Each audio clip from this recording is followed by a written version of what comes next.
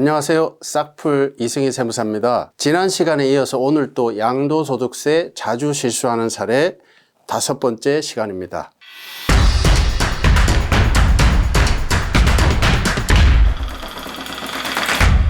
오늘의 주제는 시골주택, 농어촌 주택과 관련된 내용인데요. 제가 시골 출신이고 이 내용은 제가 상담을 굉장히 많이 해준 분야라 상담 전공 분야라고 볼 수 있겠습니다. 오늘 또 저희 싹풀TV 영상 보시기 전에 구독, 좋아요, 알림 설정으로 응원 한번 해주시고 봐주시면 대단히 감사하겠습니다. 본 사례의 경우는 김모 씨께서 2009년 7월 아주 오래전에 시골의 A주택을 부모님께 증여로 받았습니다.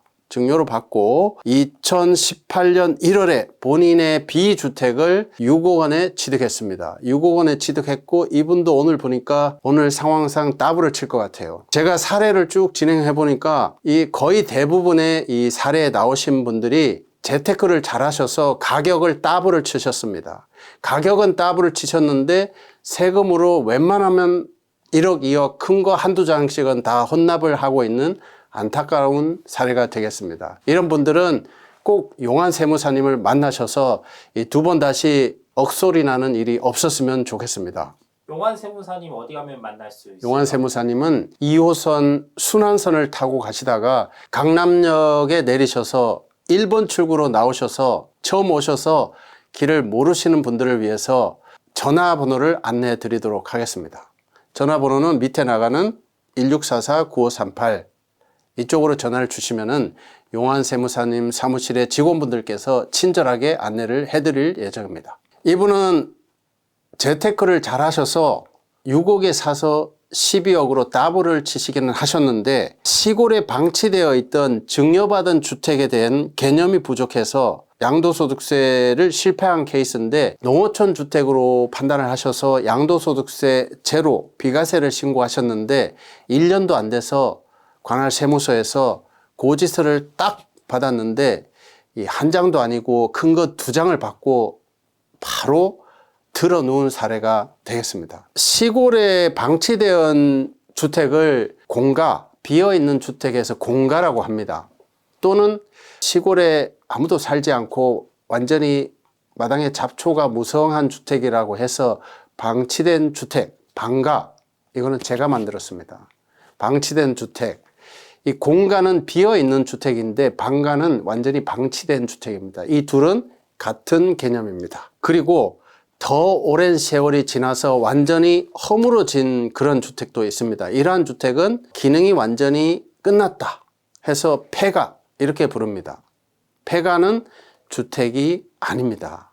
주택의 형상이 있는데 주택의 기능이 완전히 아웃이 됐기 때문에 폐가는 주택으로 보지 않고 있습니다. 그렇지만 공가나 방가는 일단 그 부동산이라는 주택, 농어촌 주택의 기능이 보존되어 있기 때문에 비록 마당에 잡초가 무성해서 주택의 기능이 유지되어 있으면은 세법에서는 주택으로 보고 있습니다.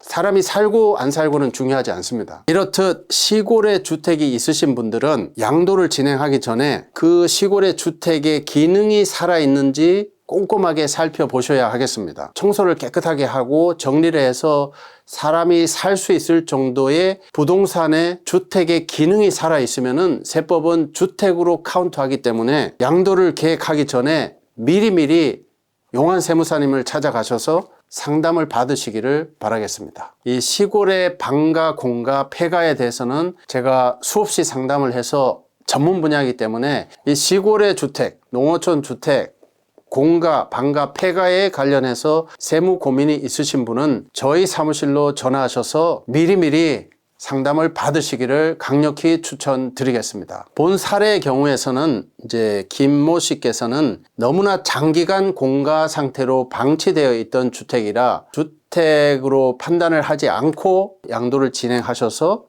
양도소득세 큰 거 2장을 받은 정말 거액의 세금을 추징당할 수밖에 없는 안타까운 사연이 아닐 수 없었습니다. 다시 한번 말씀드리지만 주택은 기본적으로 이제 공부상의 내용은 의미가 없습니다. 사실상의 내용이 중요하고, 세법은 기본적으로 실질과세를 베이스로 깔고 있기 때문에 사실상의 내용이 상당히 중요합니다. 그런데 유일하게 이 농어촌 주택, 시골 주택, 공가에 대해서는 실질적으로 사람이 살지 않고 사람의 살기에 미흡할지라도 공부상의 주택으로 되어 있고, 주택의 기능이 죽지 않고 살아 있으면은 주택으로 볼 수 있다는 점, 어떻게 보면은 실질과세와 살짝 혼동되는 부분도 있기 때문에 이 공가, 시골의 주택, 농어촌 주택 관련해서는 세무 고민이 있으신 분들은 반드시 저희 사무실로 전화를 해 주시기를 바라겠습니다. 특별히 이 농어촌 주택, 시골 주택 관련해서 전화를 주시면은 전화 상담을 해 드리도록 하겠습니다. 오늘의 영상을 마무리하면서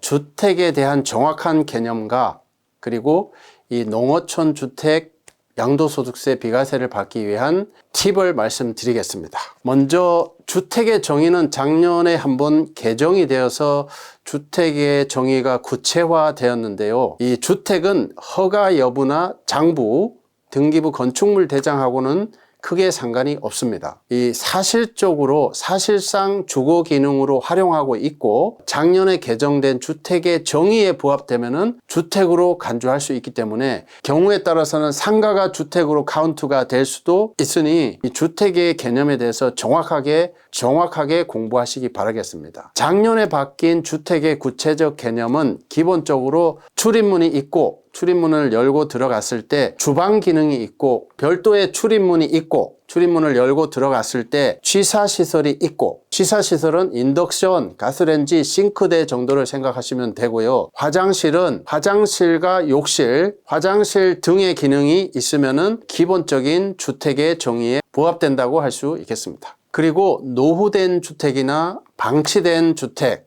공가 부분은 실질과세로 가지 않는다는 점 명심하시고, 농어촌 주택이나 시골 주택에 기능이 살아있는지 안 살아있는지를 잘 살피셔야 하겠습니다. 기본적으로 세법에서 주택의 개념은 건축법에서 가지고 왔습니다. 건축법에서 가져왔기 때문에 건물의 기능이 기본적인 이제 주택의 개념인데, 건물의 개념은 기본적으로 벽이 있고 지붕이 있고 기둥이 있어야 됩니다. 이 개념이 기본적인 주택의 개념이 됩니다.